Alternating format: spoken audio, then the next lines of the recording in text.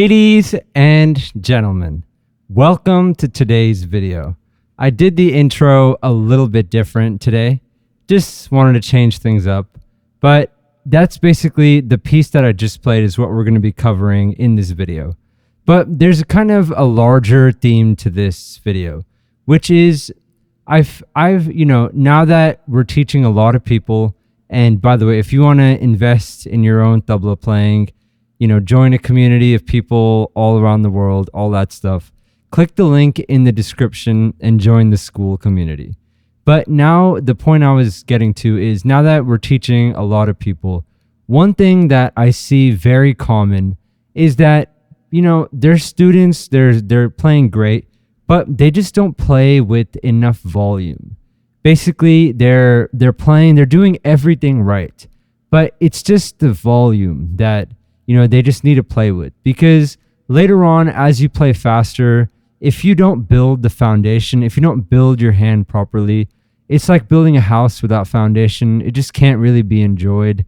There's not going to be any speed. And the main thing I try to remind everyone is that this is a very expressive drum.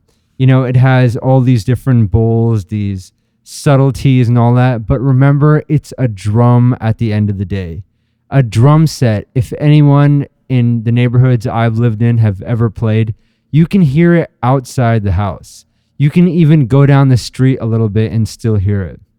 Now, tabla, of course, isn't a drum set, but still, it should at least bother your family members, your relatives, whoever lives with you. They should be thoroughly annoyed with how loud you're playing. So just really keep that in mind. Don't be all polite while you're playing. Don't be shy about it or anything like that. Just play with a lot of volume, really as much as you can. And if anyone breaks their tabla with this advice, message me and I'll kind of tell you what you could have done different. Hopefully the skin shouldn't break with this advice, but really you gotta be the best judge. You gotta understand how much, pressure you can really put on the drum. But for the most part, that's not going to happen. So let's cover now a phrase that really helped me build my hand quite a bit for the full hand, terikite. Now, the last video was more of the 3-finger terikite, but I don't really recommend that particular rela for beginners. This video is more, beginner focused. So let's really look at this phrase and I'll show you how it can really help you build your hand. I'll also play it overly loud. It's not going to necessarily sound great, but I just really need to make this point today about being loud. Just loud and bold. All right, so let's take a look. Ghere nag tag tete, ghere nag na tete. This is simple. It goes like this. So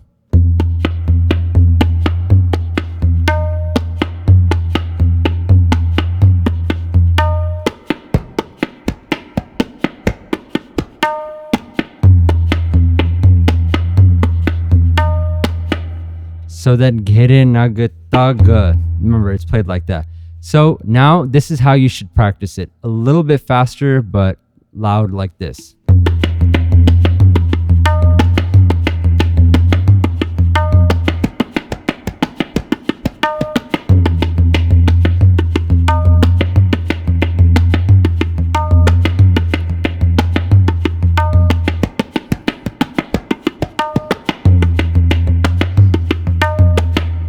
So make sure everything on the dia is coming out loud, even the baya. This is a very baya intensive piece. So now let's say if we sped it up, it would sound like this.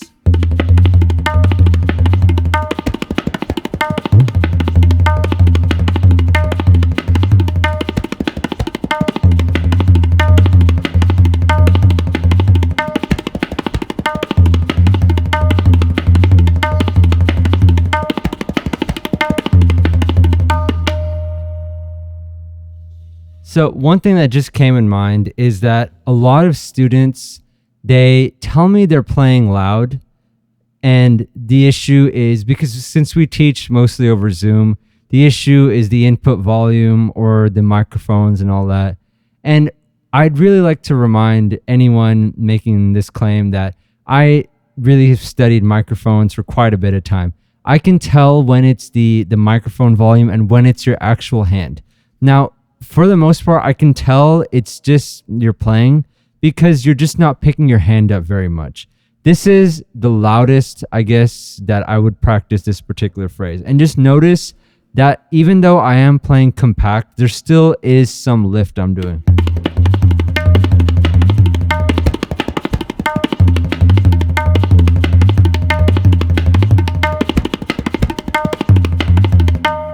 So there is a little bit of lift in my hand. I'm not just keeping my, elbows down. I am, putting a bit of effort into that. Hopefully you all can tell all that, because volume is one thing that really should be heard somewhat physically. You can basically teach everything else, over Zoom, but the volume that you should really just be able to play at, that's something that you just have to kind of see and experience. One of the easiest ways you can tell that you really haven't practiced at much volume is that when you play at higher speeds, it sounds really quiet. In fact, even personally in my last video, I felt the 3-finger derekete was just so light. In some ways it even made me laugh. The previous video was about me playing 6 years ago versus now. 6 years ago, I was actually playing with a little bit more weight than I am now. So this topic really applies to everyone. Now, I am much more flowy now. I can play faster and things, but this video is kind of a reminder to myself as well. So really keep all this in mind. And let's now look at a sort of advancement of this phrase. We're going to look at Dr. Anish Pradhan play this. I don't know if there's supposed to be a Pandit Dr. Anish Pradhan. I'm not really sure about that. But let's just have a listen to him play this phrase, but he adds this beautiful dere dere in it. And you can tell he's practiced with weight at the speed he's playing at. Let's take a look.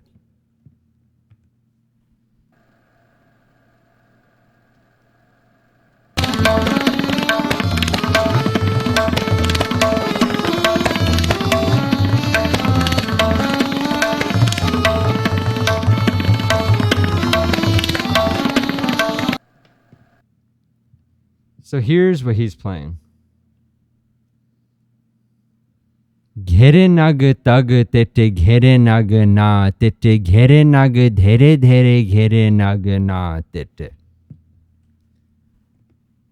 So this is only after you've put in some hours on the first phrase. Don't just jump to this immediately. This goes like this.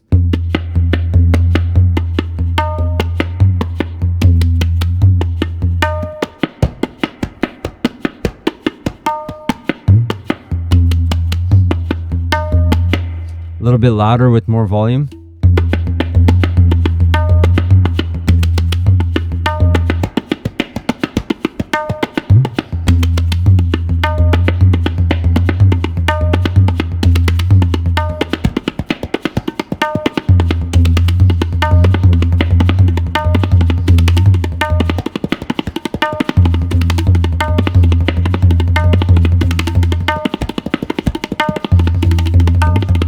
So this will be even faster.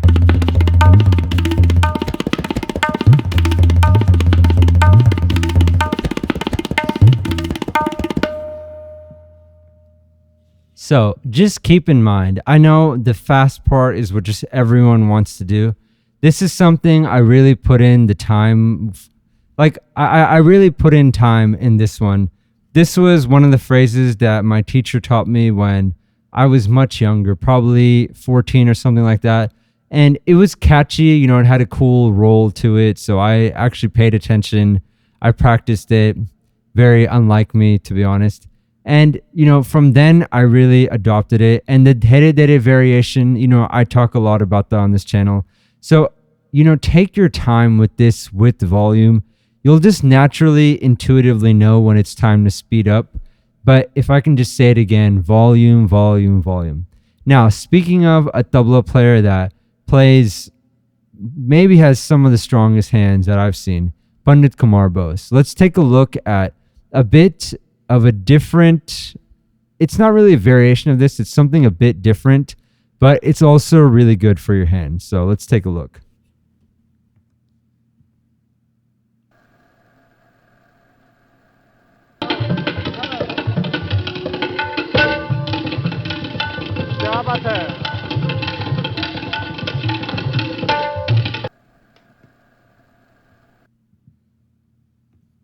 Now, what he's playing is not the Hirenagatagatate.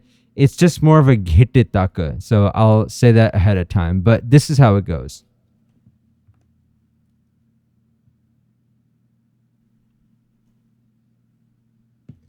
Hititaka dhere dhere kititaka. Hititaka dhere dhere kititaka na tere kititaka. So, like this.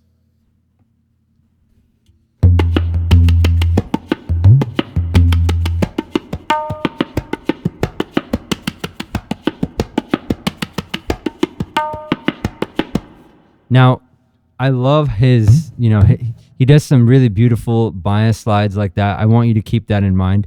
Here it is a little bit faster, but still with volume.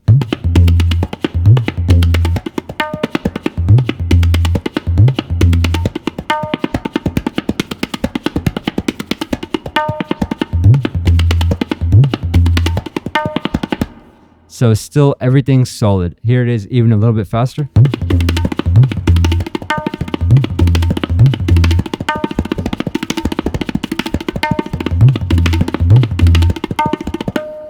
So even the dhere dhere, I'm playing that and it's full. Now my dhere dhere will sound a bit louder than it is because the mic is closest to this portion of the tabla.